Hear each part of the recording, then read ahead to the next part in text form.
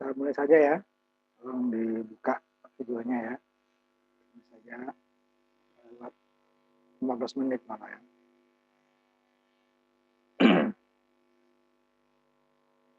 Mulai ya. Tolong dibuka videonya ya. Kita mulai. Ya, tolong dibuka.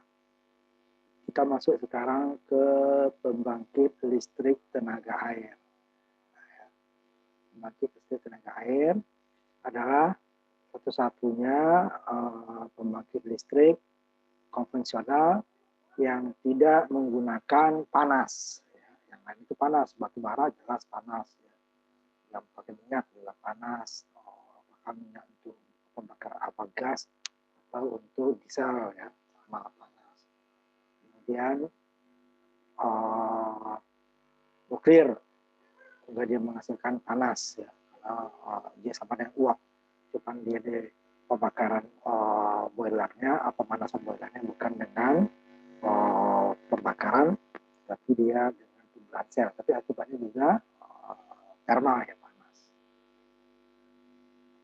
Nah, sedangkan air ya, nanti uap juga ya, kalau sempat kita nanti masuk ke tenaga uap ya. Uap juga dia menggunakan gas ya, gas juga persis dia dengan uap, cuman dia tidak membakar air lagi, membakar air, tapi langsung dia seperti uap yang sudah dipanaskan tersebut langsung deh ya gasnya, pembakaran langsung gas. Sama dengan uap yang setelah lewat reheating ya, dipanaskan dia jadi menjadi gas ya, jadi punya tekanan tinggi karena karena panasnya ya. Nah, kalau dia tidak panas ya tidak akan ada tenaga. Nah, ini sedangkan air ini satu-satunya dia tidak menggunakan tenaga panas. Dia menggunakan tenaga nanti yang disebut energi potensial. Jadi ada perbedaan massa yang jatuh itu nanti mempunyai perbedaan tinggi.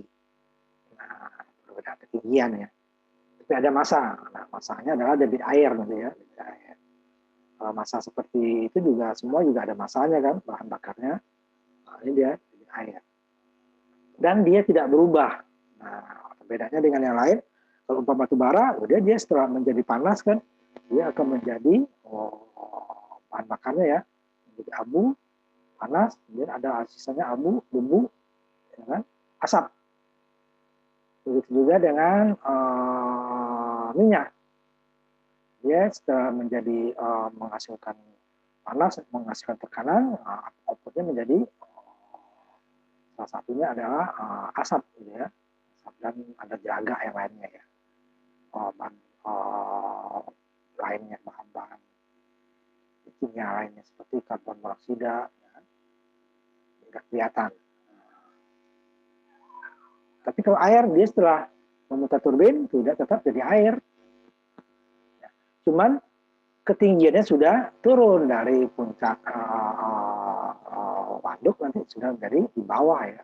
Jadi tidak ada lagi dia energi potensialnya, hanya energi gerak yang ringan saja yang bergerak ke bawah ya, mengalir. Tidak ada lagi energi potensial. Ya, itu dia perbedaannya dengan bahan bakar lagi. Nuklir juga begitu. Setelah dia menghasilkan panas, nanti dia bahannya juga lama-lama berkurang, walaupun tidak seperti bahan bakar yang lainnya ya, tak berkurang, walaupun dia tidak seperti tiap hari diisi, karena dia bisa bulanan ya diisi. Kemarin itu kan kontrol itu ya, tongkat batang yang isi bahan bakarnya itu tetap berubah dia ke bentuk lain yang harus diperkaya lagi supaya menjadi bahan yang bisa dibelah lagi ya. Air tidak ada perubahan. Kalau nanti batu bara ya berubah ya. Cuma nanti uapnya ya uap menjadi air lagi. Tapi kan bahan bakarnya tidak bisa. Nah, ini dia yang menggerakkan turbinnya kan emang berubah lagi jadi air. Tapi dia bahan bakarnya tetap ada yang menjadikan uap lagi. Nah, sedangkan air tidak. Makanya dia perlu debit yang besar. Ya, karena sangat berat dia untuk dikembali lagi ke atas gitu ya. Setelah dia jatuh memutar turbin, dia akan mengalir meninggalkan waduk. Nah, kalau itu dikumpulkan di bawah ke atas lagi perlu energi. Nah, itu sama aja dengan kita seperti yang batu bara tadi lagi ya, boros. Nah, ini kan energinya nggak bayar. Dia bisa dibuang saja. Nah, ini dia. Sehingga setelah menjadi energi potensial dikonversi menjadi energi gerak nanti ya. Setelah dapat energi gerak, ya udah, itu akan bisa gampang menghasilkan listrik. Yang susah itu adalah menghasilkan gerak. Nah, itu nanti yang di energi terbarukan banyak hal yang bergerak yang bisa kita input. Cuman dia tidak konsisten, tidak konstan, tidak kontinu ya. Nah, itu yang mengakibatkan energi. Kalau ini kan dia kontinu. Kumpulkan dulu yang banyak ya, baru. Makanya nanti debitnya itu agak teknisnya sangat tinggi nanti ya. Air, berapa yang masuk, nanti berapa yang keluar, dari bulan ke bulan, dari hari ke hari, dari musim hujan, kembali lagi ke musim hujan. Kalau musim hujan nggak masalah. Masalahnya nanti pada musim kemarau. Sumber air berkurang, tapi yang masuknya jauh lebih sedikit. Nah, makanya dia perlu tempat yang besar untuk ngumpul. Sehingga walaupun dia berkurang, dia tidak habis sampai datangnya musim hujan. Apalagi sekarang cuaca itu agak susah ditebak. Padahal musim yang harusnya panas, masih hujan, masih panas. Kalau hujan nggak masalah, ya, tidak masalah. Masalahnya paling nanti lumpur ya, karena nanti endapannya akan bertambah. Ya. Nah, itu perlu dikeruk. Sedangkan musim kemarau yang jadi masalah, sumbernya akan berkurang. Nah, setelah jadi energi gerak tadi, udah bisa menjadi energi dari energi gerak magnetik berubah menjadi energi mekanik. Nah, energi putar ya, sehingga dapat dia memutar turbin yang dihubungkan nanti ke generator. Nah, dia ada hubungnya nanti bisa dua ininya ya. Kalau yang uap itu kan dia satu saja ya, segaris ya, ini ya, khasnya turbin dengan generator. Dan sedangkan dengan hidro nanti bisa dia segaris, bisa juga nanti dia vertikal dan ada horizontal. Horizontal itu nanti dia akan ada rugi-ruginya ya. Tapi ada keuntungannya juga tergantung dari situs atau tempat ya, itu yang mau harus. Itulah energi mekanik udah listrik ya, yang dihubungkan dengan porosnya ya, sehingga listrik itu paling mudah dialirkan, energi yang paling mudah dialirkan setelah menjadi listrik. Karena nanti untuk meningkatkan tegangan lagi cukup dengan trafo, tidak ada yang bergerak lagi. Makanya dia sebelum lewat jaringan ekstra tinggi itu dinaikkan dulu tegangannya sampai 150.000 sampai 500.000 watt ya, volt ya, baru dia nanti dikirim. Supaya apa? Kabelnya tidak terlalu besar dan rugi tidak ada. Itu di jaringan nanti kamu akan belajar itu. Itu kenapa dia kabelnya kecil, tegangannya besar. Padahal yang kita pakai nanti tegang itu paling 220 sampai 400 volt. Industri paling 400 volt. Rumah tangga 220. 400 dia berkisar dari 320 ya. 380 ya 3 fase itu. 400 lah. 420. Tapi kok tinggi ya? Karena dia jaraknya jauh. Sehingga dengan tegangan yang tinggi, sehingga ruginya tidak lebih kecil. Nah, itu baru diturunkan lagi dengan jarak nanti dia akan tetap turun ya. Nah, ini daya yang dihasilkan air tadi. W itu adalah berat spesifik air, itu biasanya 1 meter per liter itu ya. Bersama tempat bedanya sedikit. Ini yang menentukan Q dan H. Q-nya adalah laju atau jumlah airnya atau meter kubiknya, jumlah dan H itu head ketinggian jatuhnya air sampai kemudian efisiensi konservasi energi diferensial. Nah, ini nanti ada efisiensi turbin, ada juga efisiensi generator gabungan. Dari turbin itu sudah turun lagi dari putaran air ya, turbin ke generator tidak mungkin 1 atau 100%. Nah, yang paling tinggi itu adalah headnya dengan laju yang sama dengan jumlah air yang sama, nanti dia dengan beda. Sedangkan kalau debitnya yang ditambah itu akan mengakibatkan cepatnya berkurangnya sumber air. Mereka harus itu masuk dan keluarnya harus itu. Sedangkan kalau ketinggian dia tidak merubah Kalau jumlah air yang jumlah air yang sama, dia akan dapat daya yang lebih besar. Air yang kurang, yang keluar dari waduk tetap segitu, tapi dia dapat daya yang lebih besar. Makanya ketinggian itu dibuat, kenapa waduk itu dibuat tinggi ya? Karena headnya itu yang lebih tinggi. Ini yang kita bahas sebenarnya sebagian kecil dari proses siklus hidrologi, siklus hujan. Mulai dari dia menguap, kemudian mendingin, jatuh di daerah yang tinggi ya, pegunungan. Kalau daerah rendah dia nggak ada gunanya nanti juga. Walaupun airnya banyak, jatuhnya di daerah dataran rendah, itu tidak bisa membuat susah untuk membuat ketinggiannya. Dan itu harus sangat luas nanti. Dia diperlukan daerah pegunungan sehingga dia daerahnya miring gitu ya. Miring, di dam itu kan lebih cepat. Tapi kalau daerah datar itu susah untuk membuat ketinggian. Banyak daerah-daerah juga itu seperti daerah Asia Tenggara itu ya, daerah di Asia ya, itu banyak yang luas-luas sungai. Tapi datar, itu yang susah. Datar itu dia atau kemiringannya kecil gitu ya. Sebenarnya air mengalir saja. Nah kalau dengan aliran air itu energi yang dapatkan kecil. Jadi kita buat untuk apa namanya kincir ya. Kincir air bisa, cuman itu nanti dia mikro atau picohidro namanya. Karena dia diputar oleh aliran air yang mengalir, kan air yang jatuh dari ketinggian. Dari ketinggian itu air mengalirnya lebih cepat tinggi, makanya head itu lebih. Nah itu yang jadi masalah. Jadi air yang jatuh itu yang ditransfer yang jatuh ke bumi itu di daerah pegunungan. Pertama dia di daerah pegunungan masih banyak hutannya, seperti sini ya. Nah kalau dari laut atau dari itu nanti karena daerah dingin, pegunungan dingin kan, pasti dia menjadi kondensasi lagi kan, seperti uap. Jadi uap yang panas didinginkan jadi cair kan, ini juga uap dingin jadi cair jadi air. Kalau jatuhnya di sini nggak, apa jatuhnya di sini? Kita lihat sini ada resapan, baru dia daerah kemiringan. Didam di sini lebih mudah deh kan. Tapi kalau daerah datar gitu, daerah datar di sini datar, ini didam susah dapat ketinggian. Sangat luas, sangat luas. Nah, kalau daerah ini kan lebih terbatas. Makanya kalau RTA itu dia terbatas tergantung tempatnya tergantung tempat. Beda dengan uap itu tidak terlalu ya, pokoknya tinggal pantai aja, banyak air aja ya.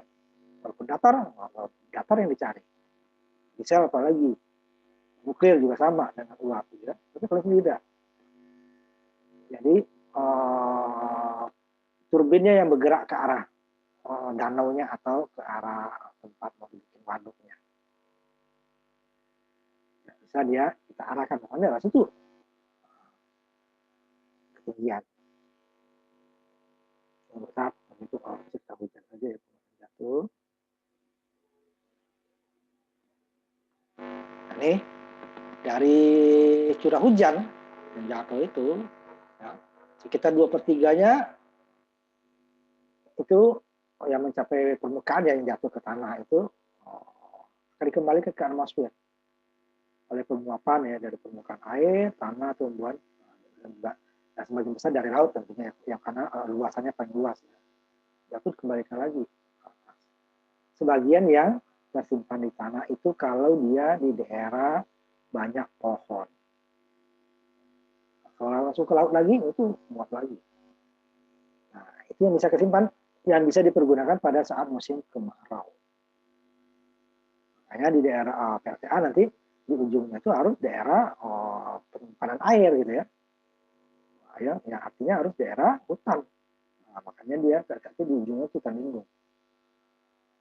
Saya kembali ke laut. Lewat bawah tanah atau lewat aliran sungai. Ada yang menguap. Nah, yang menguap itu ya, yang jatuhnya belum tentu semua di gunung gitu kan, tapi lebih mudah ke gunung. Kita bandingkan Jakarta dengan Bogor, itu kan lebih sering hujan di Bogor karena daerahnya lebih dingin kan, sehingga uap yang tadi akan mudah dikondensasi atau dicairkan. Jakarta tidak, malah uap lagi ke atas. bukan malas air, dia kan kena panas. Nah, makanya pada daerah panas itu hujannya lebih jarang. Seperti gurun, itu lebih jarang dia daripada di hutan. Ya kan? Kenapa? Kondensasinya susah. Nah, terlalu berat banget hujan yang dibawa, awan yang dibawa baru nanti terjadi hujan. Nah, sama juga itu dia, ada pegunungan. Nah, ini nanti dia yang melewat aliran sungai yang nanti kekumpul pada satu cekungan yang bisa dijadikan. Tapi kalau dia sungai saja mengalir terus tidak ada cekungan daerahnya, itu tidak bisa juga. Nah, nanti bisanya hanya nanti untuk energi terbarukan masuknya nanti. Mikrohidro bisa aliran saja ya, tidak ada cekungannya. Ya, aliran punya ada cekungan yang menampung, sehingga di dam nanti dia akan menghalangi dibuat ketinggian. Nah, kalau aliran saja cukup dicodet saja, nanti itu bisa untuk tenaganya yang kecil ya, paling 1 megawatt, sudah besar itu. Jadi selain aliran juga ada cekungan dan ketinggian. Nah, proyek hidro itu ya ada beberapa. Nanti yang kita bahas yang nomor yang merah ya, nomor 2. Nanti dia untuk mengontrol banjir. Jadi pada saat hujan kan banyak sumber air, apalagi nanti umpamanya makin sedikitnya daerah tumbuhannya, air akan mudah meluap. Nah, perlu nanti sungai dikontrol. Jadi perlu nanti namanya yang sebutnya normalisasi. Dikembalikan lagi sungai selebarnya itu lagi. Kemudian dalamnya juga dikeruk supaya nanti air yang datang yang tidak terserap oleh tumbuhan dan tumbuhan makin berkurang tidak meluap ke daerah pemukiman atau daerah pertanian atau daerah industri.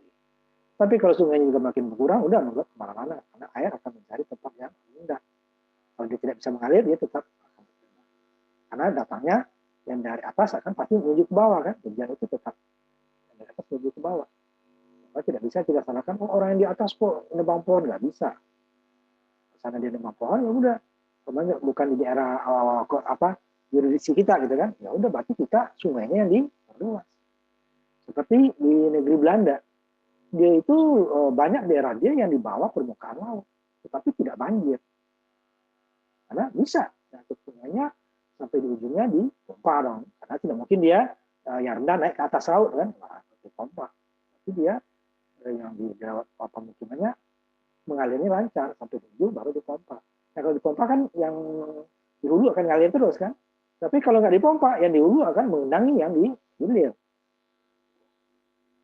Bisa itu, kalau seperti banjir itu bisa diperkirakan, bisa dihitung. Asal drainasenya, penyalurannya itu apalagi daerah perkotaan itu tidak bisa kita karena emang peruntukannya ada banyak ya untuk pemukiman, untuk perkantoran, untuk industri, itu udah pasti serapan airnya akan berkurang. Daerah-daerah serapan air akan berkurang. Ya cara salah satunya ya adalah penyaluran air tadi. Mau kita buku sumur resapan sebanyak apapun tidak akan sanggup. Sumur resapan itu adalah kalau dia masih bisa berpengaruhnya kalau hujan di daerah situ. Tidak ada hujan tambahan dari daerah lain, itu bisa. Tadi gunanya pengontrol banjir. Kalau sumur resapan, karena pengaruhnya kecil kan. Dalam cuman kan diameternya kecil, cepat penuh juga kan. Nah, itu sebenarnya guna untuk air tanah bagus. Nanti dia untuk menambah air tanah. Tapi bukan untuk mengulangi banjir. Apalagi banjir yang datang dari daerah lain. Nah, ini satu hidro ya. Nah ini dia biasanya kan bisa dalam satu paket ini empat-empatnya kepake gitu ya. Ini mengontrol banjir juga. Nanti kalau syaratnya untuk yang nomor 2 ini ada syaratnya. Jadi dia punya beda ketinggian nanti ya. Jadi buat sungainya ada beda ketinggiannya. Bisa dibuat untuk pembangkitan listrik. Kalau tidak hanya ketinggiannya tipis gitu ya atau rendah saja, nah itu tidak bisa. Kita hanya untuk mengontrol banjir. Nanti irigasi juga susah karena pembangkit dengan irigasi ini dekat. Nah, irigasinya hanya untuk menyalurkan saja, tidak bisa menyimpan. Jadi kalau air kurang, ikut kurang dia. Nah, kalau dengan ada pembangkit, ada penyimpanan ya. Sehingga pada saat musim kemarau tetap mengalir. Sedangkan sungai akan langsung berkurang kalau di hulunya hutannya sudah makin habis. Ini nomor 4 juga sama. Penyimpanan pasokan air minum. Jadi Jadi dia tetap harus disimpan, ditampung seperti di waduk, di danau, nah gitu ya. Nah, baru waduk dan danau tadi jika dia mempunyai beda ketinggian yang tentu ya debitnya besar ya, karena nanti dia kalau debitnya kecil ya percuma saja, pembangkitnya juga kecil. Debit besar, punya besar, makanya PLTA ini adalah bahan pembangunan awalnya sangat mahal. Karena luasannya sangat luas ya, ada menampung air yang sangat besar.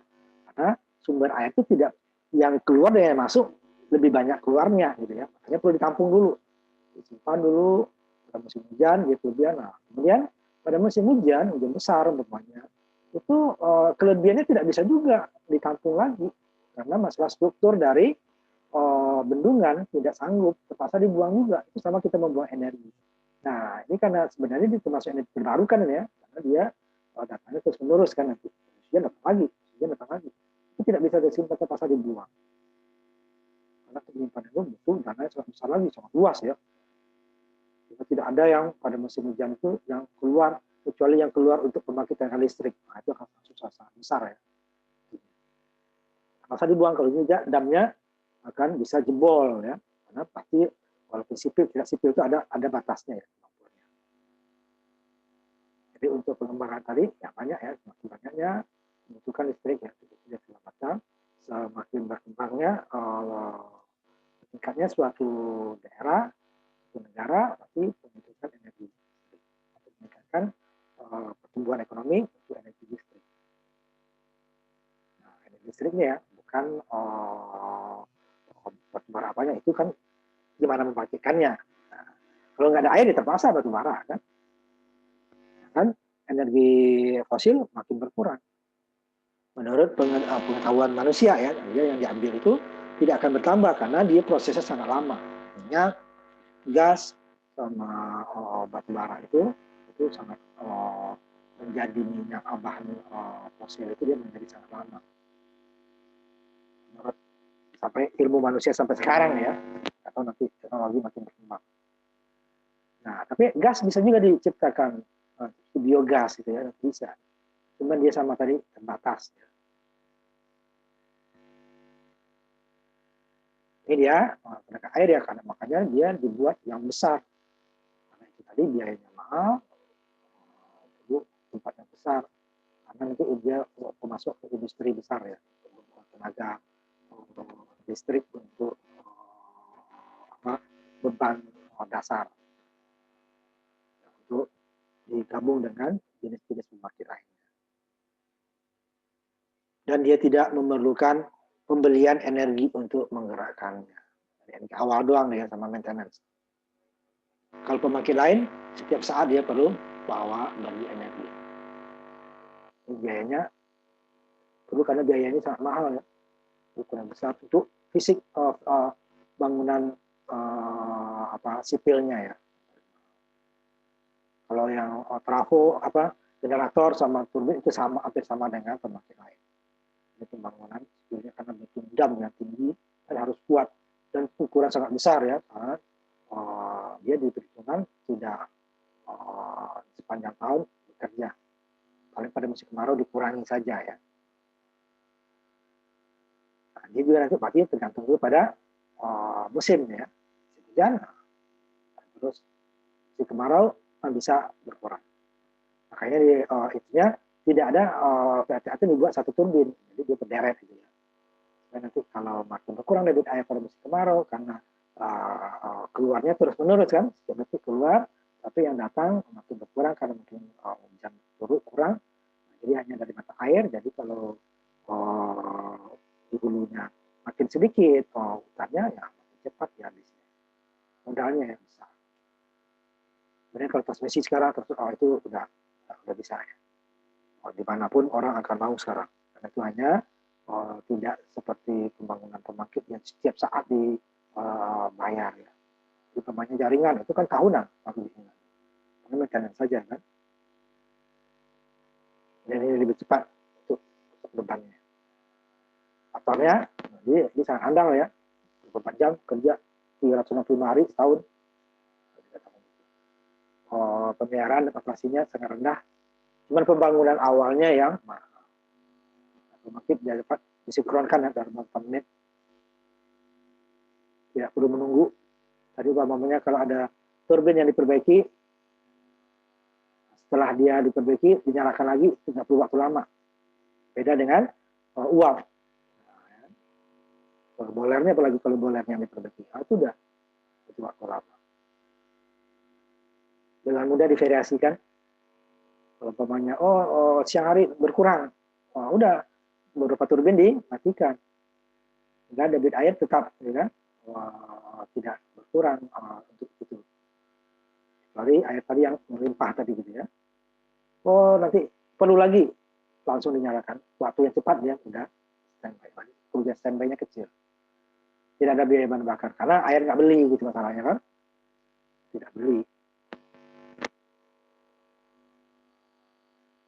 Kemudian efisiensinya dengan bertambahnya waktu tidak terlalu berpengaruh. Beda dengan mesin-mesin yang lain karena panas tuh ya. Yang lain kan pakai panas. Panas itu kan putar arus. Nah, dia di sini tidak terlalu banyak pelumasnya kan. Pelumasnya tadi nanti di generator ya. Tidak berubah terlalu. Mungkin biayanya sedikit dengan berlalunya waktu. Defisiasinya kurang lah ya. Ada kelemahan juga, modal awalnya sangat tinggi. Karena apa tadi ukuran sangat besar ya. Pembangunannya sangat membutuhkan biaya mahal, tenaga kerja yang banyak. Tapi kalau setelah bekerja, nah itu dia tidak memerlukan tenaga kerja terlalu banyak. Karena tidak ada yang hanya mengontrol jatuhnya air saja kan. Tidak ada yang mengontrol ini sumber ininya berapa, bahan bakarnya, pasokannya bahan bakar gimana, pokoknya air ngalir. Apalagi kalau dia sungainya mengalir terus ya, yang besar. Cuman kan dalam keadaan dunia sekarang banyak ya aliran sungai itu sudah pada musim kemarau sangat drastis ya. Biasanya juga turun ya pasti ya, tapi turunnya mulai banyak yang drastis. Hingga di Sumatera Utara itu di Asahan itu pada musim kemarau sering itu dimatikan PLTA. Karena memang sumber debit airnya tidak. Kenapa? Di sana ternyata habis dibangun untuk pembangkit perlu industri kan. Nah, industrinya dulu ada industri semacam nikel aluminium gitu ya. Nah, juga bangun industri kertas. Nah, industri kertas itu sumbernya kayu. Yang kayu kan ditebang. Menjadikan sebagian daerah resapan airnya industri. Tidak pada tebang ya, berarti dia berkurang kan dari serapnya. Karena pohon itu habis tebang kan butuh tumbuh waktu lama. Tidak langsung gede kan. Sehingga dia pada musim kemarau banyak kekurangan air. Sehingga banyak dimatikan. Nah, itu kadang-kadang pembangkit listriknya ternyata listriknya berlebih, berarti perlu industri untuk menyerap, kalau kan rugi gitu ya, ini mahal. Ternyata listriknya tidak rugi banget industri, ternyata industrinya akan mengurangi daya serap air, sehingga pada musim kemarau dia berkurang. Otomatis industrinya juga akan terganggu juga kan. Kemudian karena besar tadi waktu dan lama, pasti lama. Karena besar, waktunya juga lama. Mungkin dia dulu karena sebetulnya ada ininya kan, tidak bisa langsung bangun, ada atau tentu yang harus ditunggu kan, tidak bisa langsung karena ada yang kering segala macam kan. Biasanya dia jauh dari pusat beban daerah perbukitan atau pegunungan rata-rata. Ini biasa itu tinggi, ini sekarang sudah diabaikan karena itu listriknya ada. Nah, ini dia sebenarnya tidak benar konstan karena itu tadi karena musimnya. Dia tidak tahu musim. Tapi dulu waduk Jatiluhur itu pada awal-awalnya itu konstan. Pada musimnya bagus ya dan daerah resapan airnya masih bagus. Tapi berkembangnya penduduk,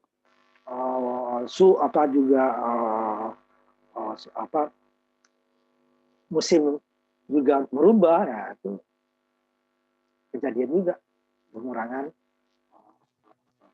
Makanya banyak dibangun PLTU dan PLTD ya, cadangan itu. Saat PLTA itu tidak maksimal. Aliran nggak usah kita bahas. Dan karena penguapan ada macam-macam ya penguapan. Nah, ini yang diperlukan di daerah tangkapannya alirannya yang nanti yang bisa ditampung tadi kan alirannya. Jadi dalam 1 tahun totalnya berapa? Karena pengeluaran udah pasti, pemasukannya yang bervariasi. Pada musim hujan banyak, musim kemarau mulai kurang. Makin lama kemaraunya makin kurang. Kan? Tapi pengeluaran kan tetap. Kalau turbinnya yang diputar sama, ya kan? Sehingga nanti dia, kalau debit airnya tertampung akan turun permukaan air. Nah, ini dihitung dalam setahun. Nah, tapi sekarang kan susah, musim itu tidak sama. Dan dalam tahun tertentu hujannya lebih berapa bulan totalnya. Musim tahun yang lain lagi bisa lebih kurang. Sehingga daerah tangkapan airnya juga nanti kan berkurang kan. Apalagi hutannya makin kurang, nah itu lebih parah lagi. Dengan hutan yang sama saja itu akan berbeda. Ini jumlah curah hujan dikurangi dengan penguapan. Penguapannya susah untuk ditimbang. Jadi yang kita ambil adalah yang tertampung, yang ngalir. Contohnya tadi, yang tangkap air ya, satu daerah yang itu berapa dia? Ini 24 jam ya, 365 totalnya per hari. Nah, ini jumlah nanti. Nah, dan juga faktor yang mempengaruhi aliran tadi ya, hujannya ya, hujannya pendek atau lama. Kemudian topologi daerahnya, apa curam, apa agak landai, ya kan? Curam makin cepat ya larinya kan. Kemudian geologinya, jenis tanahnya ya. Kalau geografi itu topologinya ya, geografi kecuramannya, datar atau curam. Kalau ini jenisnya, apa berbatuan, tanah yang mudah nyerap air atau sebagainya. Kemudian meteorologi ini terhadap suhunya, ini tidak terlalu ininya terhadap jumlah ya, tetapi nanti terhadap hujan berpengaruh. Kelembapan, tinggi kelembapan lebih mudah hujannya kan. Kemudian tumbuh-tumbuhannya, nah tumbuh-tumbuhannya apa? Tumbuhan yang menyerap air yang besar atau tumbuhannya kurang menyerap air gitu kan. Karena dalam di hutan itu kadang kalau hutan yang sudah dibudidayakan kan, itu kan kadang gimana itu cepat. Jadi kontinus itu dia tidak terlalu menyerap air, cuma tumbuhnya cepat. Penghijauan kayaknya bagus, tapi untuk air kurang. Tapi kalau untuk hutan alami, nah itu dia karena jumlah tanaman keras semua, yang lama ya. Tumbuhnya lama itu, tetapi kalau sudah ditebang, nah itu akan rusak.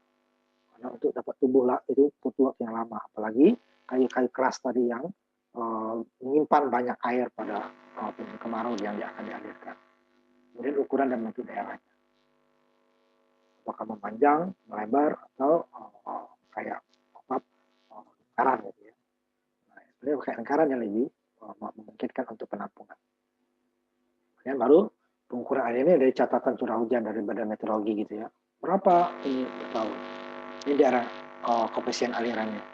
Dari industri tadi kan, ini hampir 90% itu tidak masuk tanah, ngalir. Karena ada sebagian besar di tembok, di beton, di aspal ya, jadi perumahan itu udah pasti tidak mengalirkan. Di aspal sama hutan yang paling bagus. Makanya untuk aliran sama koefisiennya, cuma untuk penampungan airnya lebih rendah daripada tanah rimba. Nah, dia bisa nyerap ke bawah gitu ya. Nah, dia akan ngalir terus, tidak tersimpan di pohon. Ke pohon akan lebih menyimpan, panas baru dikeluar. Ya, jadi curah hujan itu dikali koefisiennya tadi. Nah, kecil ya itu semakin bagus. Nah, ini dalam perhitungan ini tidak bisa kalau PLTU itu untuk ukuran sama itu bisa dipakai di tempat lain. Kalau PLTU tidak bisa, karena terlalu banyak variabel-variabel yang berbeda. Jadi hitungan itu hanya digunakan untuk situs tertentu, tidak bisa digunakan untuk yang umum. Oh, hasil perhitungan di satu tempat A dibawa ke tempat B tidak bisa, tetap hitung ulang. Kalau PLTU, apalagi di sel udah, oh dayanya sekian udah bisa langsung. Apalagi di sel ya, itu PLTU sama. Perhitungan bisa digunakan untuk ukuran sama di tempat yang lain. Kalau tidak bisa, walaupun debit airnya sama umpamanya kan, luas itunya, luas danaunya sama umpamanya, padahal itu tidak ada donasi sama, pasti berbeda. Nah, ketinggiannya gimana? Beda lagi, topologinya kan, itu berbeda lagi. Jenis tanahnya gimana? Berbeda lagi, tidak bisa. Realisasinya susah. Ini kurva ini secara teori ini ya, apa maksudnya tadi. Ini hasil hitungannya hanya dipakai untuk satu tempat lain tidak bisa. Itu debit air. Nah, berapa alirannya? Nah, berapa nanti jumlahnya? Nah, apalagi nanti yang penampungnya kan tidak seperti ember gitu ya, datar di bawah. Permukaan yang bisa itu kan yang bagian atasnya, bagian bawahnya itu adalah udah kontur bumi kan, nggak bisa. Tapi nanti yang dikurangi adalah lumpurnya, itu kontur bumi, sehingga nanti menghitung volumenya itu tidak mudah ya. Contohnya, umpamanya aliran dalam sebulan, Mei, April dan seterusnya, nah, sehingga total untuk 52.000 meter kubik per detik gitu ya. Tinggal ini kan dalam setahun berapa totalnya kan, alirannya 52.000 rata-rata ini kan totalnya dalam satu detik. Jadi dalam satu hari berapa, dalam satu tahun berapa. Nah, nanti kan totalnya kan beda-beda. Bulan-bulan kemarau lebih dikit, bulan-bulan hujan dia lebih tinggi. Nah, jadi totalnya nanti. Nah, tapi totalnya itu juga tidak bisa kalau melebihi dari daya tampung, sehingga daya terpaksa dibuang. Jadi total tersebut adalah yang masih bisa ditampung oleh waduk. Nah, kalau lebih terpaksa dibuang, walaupun alirannya besar, ya, aliran besar, tidak sanggup waduk untuk menampung. Terpaksa sama buang energi itu disebut kan. Cari sekalian besar.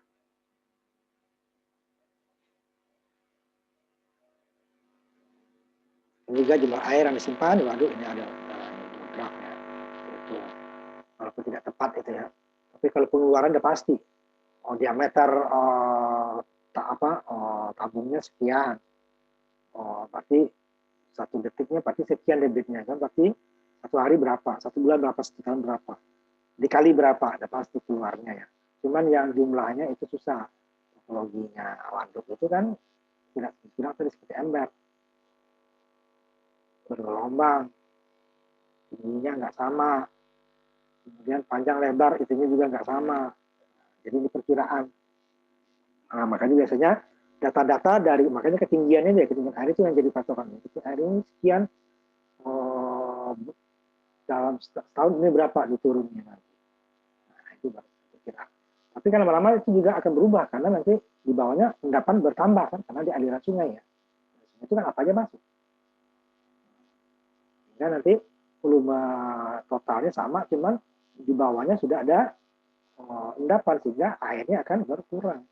Sehingga pada saat air berlebih yang harusnya bisa tersimpan, terpaksa dibuang. Karena di bawahnya diisi oleh endapan. Airnya susah. Sangat besar ya, kalau kecil bisa. Ini kan. Ini ya, bisa kan. Ini tempat. Nah, ini dia, yang tadi ya, tempatnya sudah daerah tertentu ya. Jadi pemilihannya nanti adalah apakah daerah itu layak atau tidak. Jadi bukan hanya dari luasnya simpanan danau saja, ketinggian juga. Kemudian curah hujan. Nah, apa tadi seperti saya bilang, keluarnya udah pasti debitnya. Masuknya, nah itu kalau idealnya kan keluar dan masuknya minimal sama. Kalau itu kan bisa. Kalau lebih bagus lagi bisa. Ya. Kalau kelebihan mau dibuang kan. Yang masalah pada saat kelebihan tidak bisa tersimpan, pada saat kurang, nah nambahnya dari mana? Nah, jadi bisa disimpan, nah, itu aman. Cuma itu kan sangat mahal. Itu waduk yang sangat besar gitu ya, berapapun masuk ke tampung. Sebetulnya sangat mahal. Ya pasti dibuang. Musim kemarau padahal tutup kan dengan tempatnya. Dia sudah pada daerah-daerah tertentu dan ketinggian. Kemudian punya daerah tangkapan yang luas, daerahnya masih daerah hutan, ya, luas dan tidak terlalu curam dari atas ke bawahnya. Curam air cepat habis ke bawah. Ini penting ya. daerah resapannya besar, curah hujannya tinggi, ini baru cocok. Tapi kalau tidak, ya berarti dia bisa dengan berarti kapasitasnya dikurangi. Supaya nanti berkurangnya debit lebih turun, sedikit turun, sehingga dia bisa menunggu datangnya musim hujan. Tidak bisa maksimal. Tapi kalau daerah hujannya cukup tinggi, nanti bisa dia maksimal. Makanya perlu dibangun beberapa yang paralel ya, sehingga dia itu kan mahal kalau nanti nggak digunakan kan. Biasanya cadangan 1 atau 2 biasanya cadangan. Karena gimana pun peralatan perlu ada maintenance-nya. Perlu pendidikan yang cermat, perbatasan teknologi, situsnya diselidiki ya. Nanti masalahnya setelah ini jalan, ini ternyata ada perubahan, nah itu yang susah ditebak. Seperti yang di Asahan bilang, kalau awal-awal itu bagus, nggak ada, itu ceritanya mati musim kemarau. Karena hutannya masih bagus, ya. Ternyata antar instansi itu kan kita kan lemahnya di situ. Ngasih izin untuk industri yang lain, sehingga daerah-daerah resapan air menjadi hilang, sehingga akibatnya pada musim kemarau debit air sangat turun, sehingga bisa berkurang atau malah dimatikan pembangkitnya. Nah ini di awal nih diinikan, harus dia bagus, tapi ke ujungnya juga harus diperhatikan antara kepentingan ya instansi kepentingan supaya tidak mengganggu proses. Nah, seperti yang di kita daerah kita yang dekat di sini, Jatiluhur. Nah, itu kan sebenarnya ada 3 yang berderet, itu dari Saguling, alirannya nanti walaupun gabung dengan sungai lainnya ya, keluar dari Saguling, Saguling masuk lagi ke Cirata. Cirata tampung lagi kan danau di situ, bagi lagi pembangkit, keluarannya nanti mengalir lagi dengan sungai-sungai yang lainnya ya di bawahnya masuk ke Jatiluhur. Ya, seperti ini itu bagus bertingkat. Jadi air pembuangan pertama selain digunakan untuk daerah sana untuk irigasi ya nanti masuk sungainya lagi, masuk lagi ditampung ke waduk di bawahnya. Itu karena dari aliran itu gunungan ya kan, semuanya dari pegunungan. Yang paling rendah itu kan Jatiluhur. Nah, Jatiluhur itu bahwa kesana kita turun kan, nggak turun waduknya. Nah, kalau yang jatuh naik itu Cirata, Saguling, Cirata, seperti itu sebut ininya. Tapi kan itu kan daerah situsnya tergantung. Tidak bisa, kalau tinggi seperti itu lebih enak. Tinggi dan ada cekungan masing-masingnya, daerah itu tinggi, cekungan lagi. Bisa dijadikan waduk. Tapi kalau hanya tinggi aja ke bawah nggak ada cekungan ya nggak bisa. Kecil ya nanti untuk saya tadi untuk energi terbarukan. Kesediaan airnya ini yang penting. Karena sekarang itu tidak bisa lagi ditebak. Kalau dulu enak, bulan-bulan ber itu udah musim hujan katanya kan. Bisa diperkirakan. Sekarang kan kadang Desember aja kadang belum hujan. Malah nanti Januari Februari Maret hujan, ini yang susah ditebak katanya ya. Padahal beberapa siklus, umpama 5 tahun, ada 10 tahun, itu ada musim kemaraunya panjang. Ada itu ya, siklus itu ya. Lagi sekarang pemanasan global itu makin agak karu-karuan lagi ya ini ya. Nah, ini berarti akan banyak bermasalah. Masuk di Indonesia, ada juga di Sumatera Barat, ya agak sama. Karena banyak juga hutan-hutan, gunung-gunung biasa digunakan untuk pertanian atau perkebunan. Nah, perkebunan kan itu pasti dia dari serapannya udah kurang dibanding hutan alam ya. Hutan alam itu kan apa saja tumbuh, kalau perkebunan kan dibersihkan. Yang dibersihkan itu pasti tidak ada tumbuh. Yang besar-besar pasti ditebang supaya tidak gelap kan. Gelap kan tanaman nggak bagus. Nah, daya serap akan berkurang. Pada musim hujan akan banjir bandang. Musim kemarau kekurangan air karena tidak ada yang mau dialirkan lagi atau sangat sedikit yang dialirkan. Karena kebutuhan tadi kan. Nah, yang di bawahnya waduknya itu.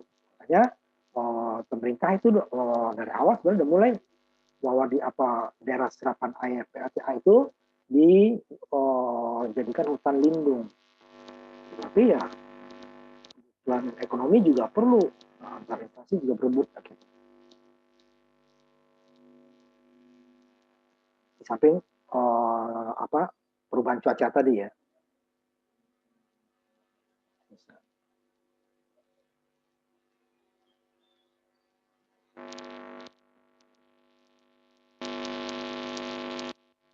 Ini dia daya yang utama tadi yang dipikirkan ada pada saat sumber tadi minimum berapa. Kalau maksimum nggak usah dipikirkan ya, lebih udah bisa dibuang karena dia ada pembuangan ya. Nah, itu nanti penanggulangan banjir jadinya lagi ya, di mana air yang besar. Kalau ditampung kan otomatis banjir akan terkendali, tapi kan akan terbatas ya. Jadi pada saat minimumnya, nah itu kondisinya berapa? Masih efisien nggak, masih ekonomis nggak gitu ya. Karena mesti modalnya tadi kan besar, dan modal besar itu biasanya pinjam ke bank itu nggak sampai 2 tahun, itu puluhan tahun biasanya ya, harus dibayar terus. Nah kan bagian kelebihannya, nah itu gimana? Tidak bisa disimpan karena membutuhkan tempat luas ya. Ini tempat penyimpanannya berwaduk nanti ya. Kemudian ini yang daya yang terbesar dari pembangkit di sini kan air. Kemudian bukan tingkat permukaan air tinggi ya, tidak. Nanti kalau tingkat permukaannya paling tinggi nanti air turun langsung berhenti nih turbin. Jadi dia diambil pada ketinggian tertentu di bawah permukaan tingginya air. Dan itu juga nanti akan menentukan semakin tinggi kan air ke atasnya tekanan makin besar kan. Jadi jarak dari keseluruhan ini nggak bisa udah alami ya. Proses kasih yang penting itu kali dibuatkan jalannya ya, masalah. Masalah tadi kebanginan tadi. Nah, ini ya beberapa bagian ya dari ya. Yang pertama adalah daerah tangkapan air, das ya. Aliran sungai. Yang lebih di ujung lagi adalah daerah penyerapan tadi ya. Nah, ini kan daerah aliran. Itu pasti ada daerah penyimpanan yang berupa hutan-hutan. Ya. Kemudian baru aliran sungai tadi masuk ke waduk yang ditampung. Baru di dam ujungnya ya. Sama untuk menampung air, untuk dam ini untuk mendapatkan ketinggian head tadi. Nah, baru dapat jalan masuk air tadi. Jalan masuk air, masuk stok nanti namanya ya, masuk ke rumah daya. Rumah daya itu adalah turbin air dan dihubungkan ke generator. Bisa vertikal, bisa horizontal. Tergantung juga tempat nanti ya. Kalau dia mudah banjir, nanti itunya meluapnya itu digunakan yang horizontal, kalau tidak yang vertikal. Yang vertikal itu lebih iri tempat, lebih efisiensinya lebih tinggi. Tapi tidak semua bisa vertikal. Kadang ada yang horizontal juga karena tempat. Kemudian baru jalan air keluar. Jadi bukan hanya numpuk, kalau numpuk nanti dia putarannya makin lama makin kecil kan perjalanan airnya. Jadi airnya itu langsung harus mengalir sehingga air tetap berputar. Nah, putar itu yang akan memutar turbin. Nah, kalau dia makin tinggi airnya, ya jadinya masuk makin lama. Seperti aja kita kan pakai pipa pipa ke ini ya. Pipanya makin ke bawah, airnya makin tinggi, kan tekanannya makin kecil. Tapi pada saat masih kering itu kan kencang deh itu. Makin lama dia makin kehalang ya putarannya. Nah, ini harus dikeluarkan. Nah, yang dikeluarkan ini nggak bisa dibalikan ke atas karena terlalu tinggi gitu ya. Dan energi yang dihasilkan nanti untuk membalikkan ke atas dan dapat listrik yang dihasilkan akan lebih sedikit listriknya. Rugi. Katakan untuk menghasilkan pompanya yang ke atas lagi nih air yang hasil dari rumah daya tadi dinaikkan ke waduk atas lagi, katakan dapatnya energi satu megawatt hari atau sebulan ya, sehari atau sebulan ya, seminggu. Itu listrik yang dapatnya tidak ada 1 mega, mereka rugi. Nah, rugi kan? Baik dibuang. Nah, belum ada teknologi yang untuk skala kecil ada. Ternyata dia lebih positif ya, umpamanya air dinaikin ke atas 1 kilowatt umpamanya kan, nanti daya yang dihasilkan dari air yang jatuh yang tadi yang sama yang dinaikkan tadi itu lebih dari 1 kilo. Nah, kalau seperti itu bisa. Walaupun selisihnya kecil itu ya, selisihnya kecil. Nah, sebagian besar itu lebih kecil malah, outputnya pasti lebih kecil. Nah, ini dia dari atas ya, dari atas ini adalah daerah aliran sungai tadi, air ya, yang dipanen kan menunjukkan macam-macam aliran sungai ya, menuju ke waduk. Itu kalau aliran yang berbeda itu dialirkan ke sini. Kalau dia masih ketinggiannya masih bisa, kalau udah rendah ya nggak bisa. Ataupun lebih tinggi dari aliran sungai itu nggak bisa, keluar di bawah. Jadi baru didamping di penampungan air. Kumpulkan ya. Kalau biasanya ngalir langsung itu kan, kami kumpulkan dulu. Perlu dikeluarkan sesuai dengan kebutuhan. Nah, diatur sini ya, pipanya, katupnya. Nah, ini berpestok, tempat menyalurkan air. Nah, nanti di ujung sini juga ada ininya ya, pembuang udara. Lalu nih sebelum masuk diatur lagi di sini untuk mengatur putaran daripada turbin. Supaya didapatkan putaran yang menghasilkan putaran generator ini atau alternator ini mencapai 3.000 sampai 3.800 untuk kutub, 2 kutub. Kalau 4 kutub dia cukup 1.500 sampai 1.800. Nah, putarannya ya. Nah, ini diaturnya sini, kecepatan sini. Boleh debit ini. Nah, harus habis ini buang nih CRS namanya. Buangan air. Harus ngalir. Nah, ini baru digunakan untuk yang lain. Sebenarnya di waduk ini bisa digunakan juga, umpamanya untuk peternakan ikan gitu ya, pariwisata. Itu kalau buang ujung ini baru digunakan untuk air tadi, untuk pertanian, irigasi ya, untuk air minum. Jangan di sini ambil, rugi. Ini masih butuh tenaga, dia jatuh dulu baru diambil. Nah, sini kalau diambil dulu kan berkurang. Nah, ambil dia ya. Ini daerah tangkapan air, dari tadi ya, waduk, simpanan, bendungan, termasuk atau intake ya, pakai saringan nanti hitungannya donasinya yang tanah ini ya beberapa. Berarti dia tidak mahal, tetapi dia tembus air ya, lebih murah, tapi mudah erosi nanti kan. Tapi bagus untuk lingkungan. Nah, berarti orang-orang yang di sekitar sini nanti kalau dia tanah tadi ini masih bisa dipergunakan, air masih dapat. Tapi kalau didap semua ini, ya orang ke sini nggak bisa. Makanya sungai-sungai pun di kota itu kan kiri kanannya doang yang didap, bawahnya enggak. Padahal kalau di bawah itu kan lebih mudah nyalurin airnya, tapi kan air langsung ke laut semua. Ini juga bendungan dibangun biasa lebih ya, ada yang sampai di atas 1 meter, 100 meter ya. Semakin tinggi nih semakin bagus. Sehingga dia headnya akan semakin tinggi. Berarti diameter ininya makin kecil untuk daya yang sama.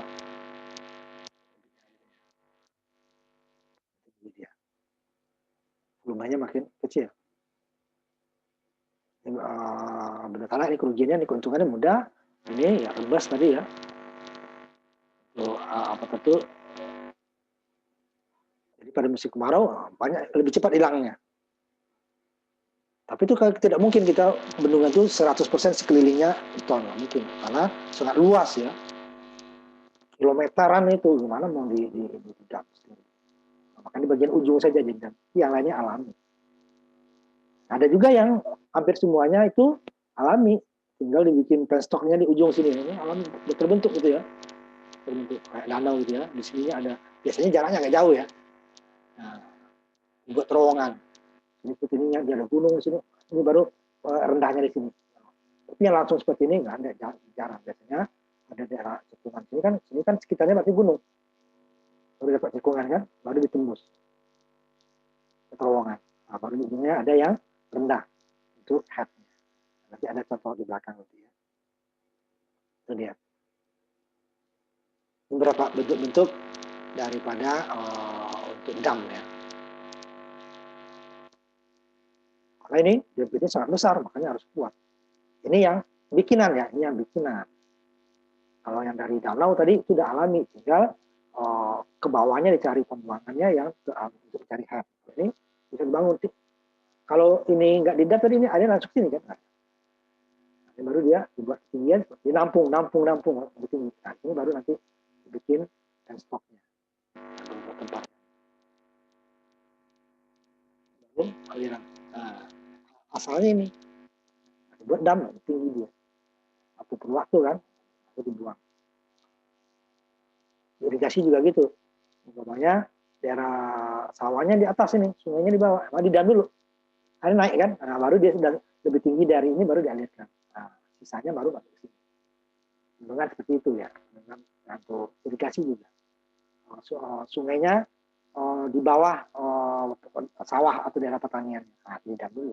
Kalau yang masih bisa naik sampai, kalau terlalu tinggi pokoknya jaraknya 200 meter ya nggak mungkin kan, jaraknya baru 40 meter biasanya.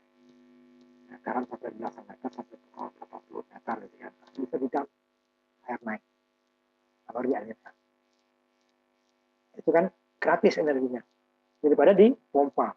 Kalau pompa, kalau untuk kebutuhan mandi, misalnya kalau untuk sawah yang luasnya ribuan hektar itu kan berapa lainnya energinya kan. Nah itu biasanya daerah tentu digunakan yang diterbarukan pompanya. Jadi yang baru kita bahas. Nah ini dia. Jadi ketinggian itu bisa sampai sini. Ya. Tapi bukan dibuat lubang di sini, tidak. Nanti kalau turun dikit dia turun berhenti. Makanya dibuat di bawah. Di tengah biasanya agak ke bawah. Juga cenderung ke bawah daripada ke atas. Makanya ini tengahnya agak ke bawah. Nah, kemudian di filter dulu sini. Transrek ini filter untuk supaya tidak ada kayu-kayu yang masuk ke sini. Kemudian di sini baru ada filter gate itu ya, untuk menentukan debit air yang mau di atau di sini. Nah, sama seperti diesel kemarin, campuran udara dia kan, udara dan bahan bakar itu kalau tidak memang itu terjadi ketok kan di mesinnya, knock di mesin. Nah ini sama, knocknya di sini. Jadi dibuang dulu udaranya, ditumpang udara, ventilasi udara, airnya udara. Supaya udara yang masuk itu, gelombang udara yang masuk semakin sedikit. Nah, kalau udah air semua kan dia tidak.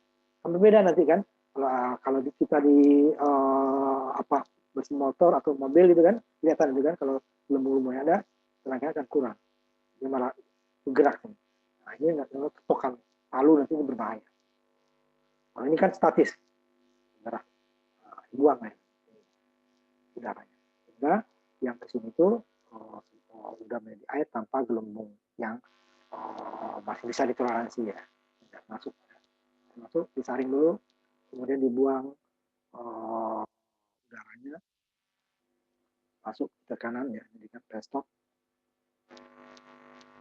Kemudian juga bukan palu air tadi, nah, kemudian ada ke kanan, makanya dia tidak bisa sekaligus gitu ya dibuka, makanya ini ada ininya, buka dulu, naikin sampai penuh, lalu dibuang.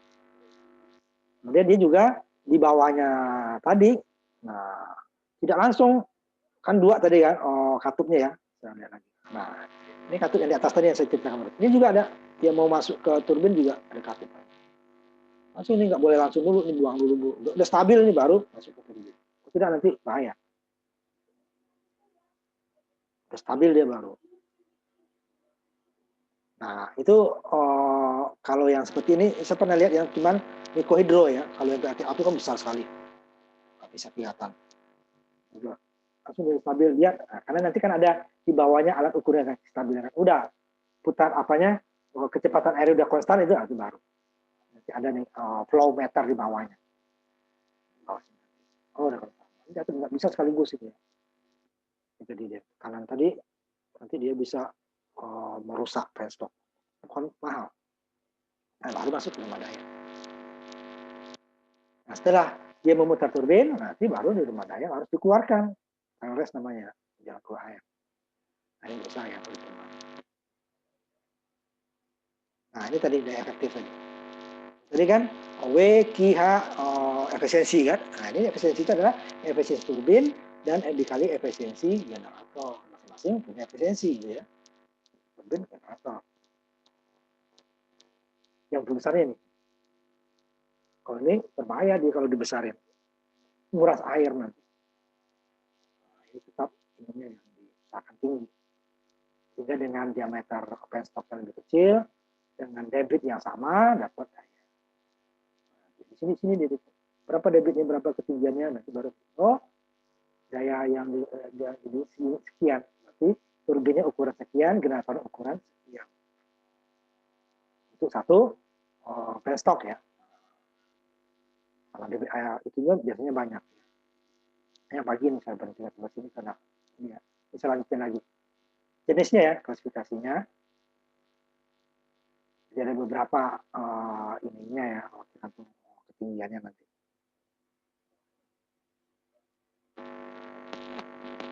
Kemudian pertama adalah pembangkit dengan tempat penyimpanannya ya. Ini yang PLTA B1 yang ini ya, yang satu. Nah, ini terbagi lagi dengan head tinggi, head rendah, head menengah. Tapi head rendahnya ini lebih tinggi daripada ini ya, mikrohidro. Nah, cuman tinggi rendah menengahnya ini ada beberapa versi ya. Ada yang tinggi itu dalam 100 meter, ada beberapa. Kemudian aliran sungai. Nah, ini biasanya untuk pembangkit hidro. Karena dia tidak pakai penampung. Jadi sangat jarang kan air sungai itu yang stabil jumlahnya kan. Jadi tanpa penyimpanan dan aliran sungai. Kemudian ini penyimpanan di pompa ini ada, walaupun jarang ya. Jadi di pompa itu air yang keluar tadi dari terresnya tadi dipompa lagi ke waduknya. Karena sumber air terbatas. Ini walaupun ada tapi jarang. Dan bukan ukuran yang besar. Ini yang pakai tempat penyimpanan, ini yang sebagian besar PLTA. Kalau tempat penyimpanan biasanya mikrohidro atau pikohidro. Langsung dari sungai langsung ngalir. Ini kecil. Kalau ini dia penyimpanan, baru waduk. Nih ada beberapa nih pembangkit head tinggi itu sekitar 100 meter. Ada yang di atasnya lebih. Kemudian yang sedang itu 30 sampai 70, yang rendah itu 50. Ini ada di atas ini. Ada beberapa variasi ya. Dan tidak seperti inilah kira-kira. Tapi ini tinggi rendah itu terhadap topologi tadi dan waduknya tadi ya. Nggak bisa gitu paksakan. Ini rendah nih, tinggi terus ya nggak perlu airnya. Lalu panjang nanti dia kan. Jadi dia itu naiknya itu dinaikkan di waduknya, kiri kanannya juga naik kan, tidak mungkin di waduknya doang.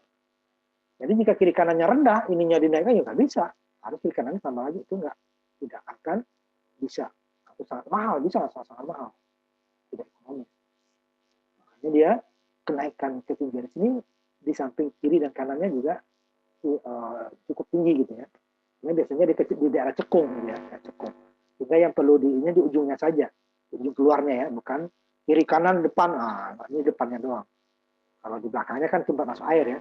Jadi kiri kanannya sudah tinggi, depannya yang rendah, itu baru bisa dinaikkan. Tapi kalau di depannya udah sampai kiri kanannya udah 70 meter, ini depannya naikin lagi, ya nggak ada gunanya. Kiri kanan juga harus tambah, tidak akan sanggup. Jadi cekung gini ya, cekung. Nah, di ujung sini baru. Tapi kalau ini cekung begini, nggak bisa, ini ya tinggi percuma. Nah, ini ketinggiannya tergantung dari kiri kanannya tadi. Kalau kiri kanan tinggi, ini masih bisa tinggi. Tapi kalau kiri kanan sudah rendah, ya ininya ya mau ditinggi nggak ada gunanya. Kalau airnya pasti meluap ke bagian kiri dan bagian kanan nanti kan. Ini masalah ketinggian. Makin cekung dia itunya makin bagus. Ya, depannya bisa bertinggi. Ada yang di atas 100 meter. Ini height tinggi ya.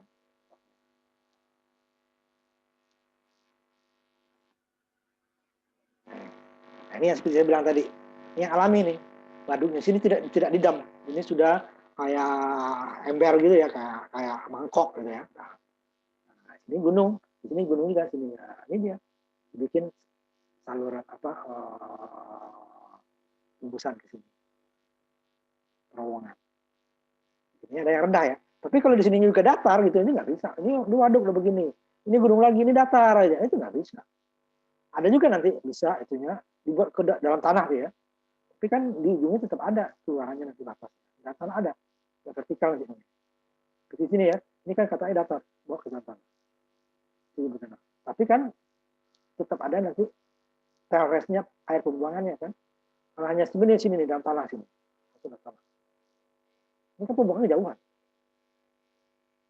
Tetap dia punya terowongan untuk pembuangan. Bisa dalam tanah sini bisa langsung. Jika di sini ada pembuangan. Tapi kalau udah dekat ini langsung. Ini ada yang dalam tanah. Tapi tetap di ujungnya itu dalam tanah. Ini susah namanya untuk ditembus lagi susah. Udah dalam tanah sini. Tapi yang sini bisa untuk pembuangan. Kalau pembuangan nggak ada ya percuma kan, penuh dia nanti. Nanti ada, tapi ada juga nih yang dibuat dalam tanah untuk keamanan nanti. Keamanannya, perang. Sehingga rumah dayanya akan aman. Walaupun kadang sekarang waduknya dibom ya sama aja kan airnya nih. Tapi kalau seperti ini kan cuma dibom. Nanti gunung-gunung. Itu kalau yang waduk biasa nih. Ini bukan ini cekungan ini nggak ada gunungnya. Kita yang bikin damnya di sini. Nah itu yang rawan terhadap serangan. Tapi kalau yang gunung seperti ini ya, makanya dibuat dari tanah. Karena ini yang dibuat yang disebut penstock tadi. Tingginya dilihat ini. Nah, kalau seperti ini bisa juga dalam keamanan. Dalam tanah sini, terasnya bisa dibangun. Tapi kalau umpamanya ini sangat jauh, ini nggak bisa. Dibuang kemana terasnya? Kalau ini nggak dibuang ya, tidak akan berputar ini turbin. Awalnya dia berputar, itu dia akan berhenti atau sangat kecil. Ada juga nanti kalau mau untuk mengatur ininya tadi ya, aliran tadi supaya gelembung-gelembung tadi dibuang. Jadi ya sama ini tadi sampah segala macam sama ya. Nah ini yang sodetan ininya sungai ya, bangkit head rendah. Jadi ini sungainya cukup curam nih. Nah ini irigasi juga seperti ini bakal. Idam di sininya. Naik kan air sini kan, naik sini air. Asal kiri kanannya juga tinggi gitu ya. Tapi kalau kiri kanannya rendah nih susah, berarti ini didam, ini didam, ini didam. Begitu juga damnya kan nggak bisa susah. Sininya kiri kanannya sudah tinggi.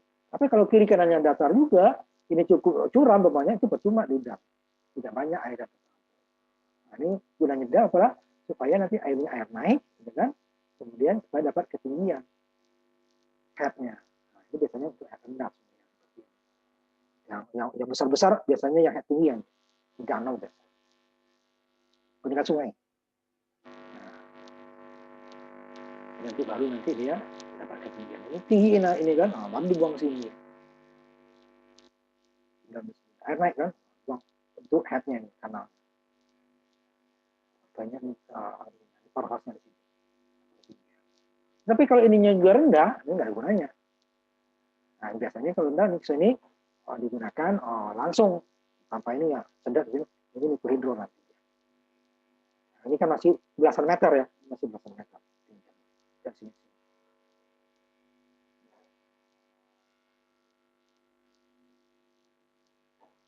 Jadi sebenarnya kembali lagi kan, ini kalau air lebih tetap muntah ke sini. Kalau air kurang, dia sini dia. Ini kering. Tapi dulunya jalan lagi. Jadi hanya menyalurkan, memudahkan sesaat. Gitu ya. Jika ada headnya di sini. Yang head rendah. Kalau head sudah mirip dengan yang ini tadi ya. Misalnya ini kan aliran sungai normalnya nih dipindahkan. Supaya dapatkan ketinggian. Kalau langsung dari sini kan lebih rendah. Ini kan lebih tinggi. Jika ini masih ada tempat ya yang mengalirkan. Ujungnya kembali ke sungai lagi kan. Biasa head sedang. Tapi yang besar-besar biasanya itu emang jadi waduk. Ada waduknya. Bukan buatan di ujungnya saja. Nah, seperti Jatiluhur itu damnya dibuat itu ya. Ya banyak kan itu. Bukan waduk. Jalannya sebenarnya agak datar. Makanya tinggi, panjang. Ini yang aliran sungai.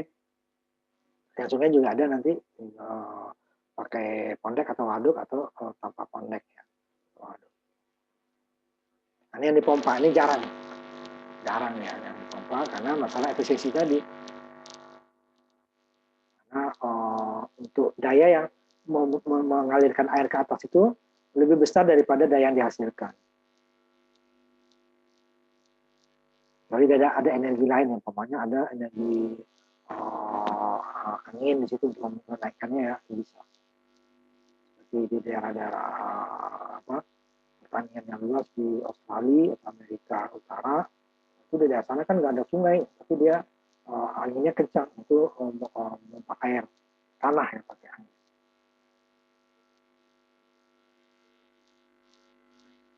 Ini dia pakai pompa itu.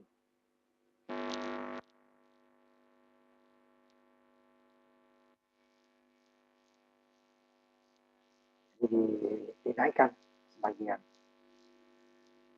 Jika sumber air di sini, ini sama ya.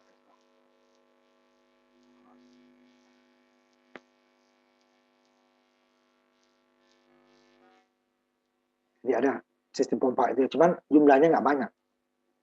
Makanya biasanya digunakan untuk minum ternak gitu ya. Kalau untuk pertanian masih nggak bisa.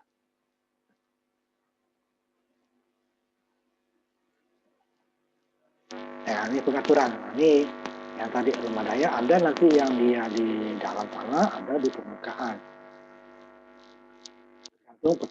Tergantung lokasinya, topologi tanahnya ya. Kemudian juga tergantung kebutuhan yang Bapak untuk masalah keamanan gitu ya. Biasanya dalam saat perang itu dibuat dalam tanah. Karena jika ininya ya waduknya tadi seperti itu tadi damannya kurang, dia alami gitu ya. Dan masih dam itu damnya di bawah morangan sama aja. Nggak mungkin menutupi waduk kan, seluas apa. Kalau rumah daya bisa ditutupi, disembunyikan. Ada rumah daya bawah tanah, ada yang tapi yang kalau dalam tanah itu dia energinya sama lagi untuk sirkulasi udara sama penerangan, walaupun nggak sirkulasi udara yang besar ya, penerangan terlalu besar. Yang lebih soalnya struktur tengah atau struktur dengan dia. Contohnya ya. Kita lihat yang contoh langsung aja sini. Yang kedua sebentar ya, ininya kita sedikit lagi ya, sedikit lagi. Masalah strukturnya aja ya.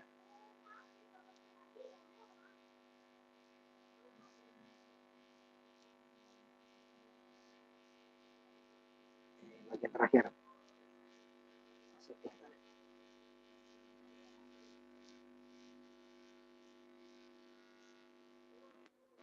Ini dia pembangkit rumah daya tadi. Ini yang vertikal. Generator dengan turbin satu sumbu. Ini biasanya kalau di sini airnya lancar ya, tidak gampang kegenang gitu. Kalau lancar ini. Nah, ini mudah untuk hasil, perbaikannya juga mudah. Ruangannya lebih sedikit, efisiensinya lebih tinggi. Karena ruginya hanya langsung persambungan saja. Ya. Sedangkan ini dia ada gearnya, ini ya. Ini dia putar ke sini, nah ininya sini. Nah di sini ini biasanya yang rawan terhadap banjiran. Pemilihan lagi di sini kan, dari vertikal sini ke horizontal. Itu dia ada dua rugi-rugian di sini kan, dua. Terus ini kan hanya kesambungan ini saja. Ini ada rugian ini. Nah, pada ini rugian dua. Ini efisiensinya lebih rendah. Tapi keamanannya lebih tinggi. Dan butuh ruang yang lebih besar. Karena ini kan ke atas kan. Dan dalam perbaikan juga tidak saling mengganggu kalau yang ini ya. Kalau ini kan terganggu. Umpamanya mau pergi turbin, berarti generatornya buka dulu. Kalau ini mau pergi turbin umpamanya, udah ini aja dibuka. Ini tidak diganggu juga. Ini kan diangkat dulu. Ada keren. Ini kan cuma dari segi efisiensi ini lebih rendah daripada. Jadi masing-masing ada keuntungan dan kerugiannya dari struktur vertikal dan horizontal. Vertikal dia udah nyambung AC ya, cuma berdiri. Kalau yang uap kan tidur ya, kita berdiri. Nggak bisa tidur, kalau tidur di sini dengan kena air ya nanti generatornya. Koslet. Susah ya dengan air itu, bahaya. Nah, ini dia lebih aman lagi ininya dalam perbaikan. Cuman butuh ruangan yang lebih besar. Ini yang kata. Nah, perbaikan tidak saling mengganggu. Ganggu itu kalau turbin ini perbaikan ini nggak perlu kita hati. Ini kan harus keduanya harus dibongkar dulu. Itu udah hanya di sini saja di area tutup tentunya ya, karena ditutup ya, maka ini bisa saling memperbaiki tanpa cuman efisiensinya lebih kecil. Ini juga tergantung lokasi juga mempengaruhi ya. Nah, kemudian keadaan pembuangan teres ini. Kalau lancar ini lebih baik ini. Aku dalam perbaikan ini lebih susah ya dibandingkan. Nah itu bentuk-bentuknya dulu. Sampai situ aja kita dulu ya. Horizontal dan vertikal ya. Ini ada selalu terbuka, nanti ada yang turbin tertutup ya.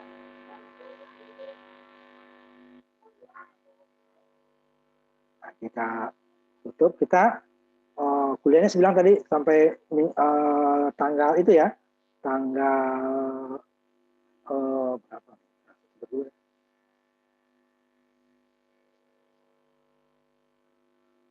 Jadi 2 kali lagi ya, tanggal 13 dan tanggal 20. Kita mulai ujian tanggal 25. Mungkin 27 udah ujian kita ya. Kita kan jam 5 ya, biasanya jam 5 itu pertama. Ya. Jangan ini dulu, saya ini dulu ya, copy dulu ininya ya. Sertanya ya. Amin. Biasa teman-teman itu ada tadi ya. Taufik doang temannya. Si apa tadi sempat masuk tadi ya? Enggak. Bahri. Enggak ada tadi Bahri. Enggak ada ya? Enggak ada, Pak. Udah, itu aja ya. Nah, kita tutup ya sampai kita ketemu minggu depan masa yang sama ya. Tergantung nanti yang berikutnya mudah-mudahan kita dapat untuk gas. Walaupun gas mirip dengan uap ya. Nah, kita tutup kuliah kita sampai ketemu lagi kita minggu depan. Assalamualaikum warahmatullahi wabarakatuh. Selamat malam ya.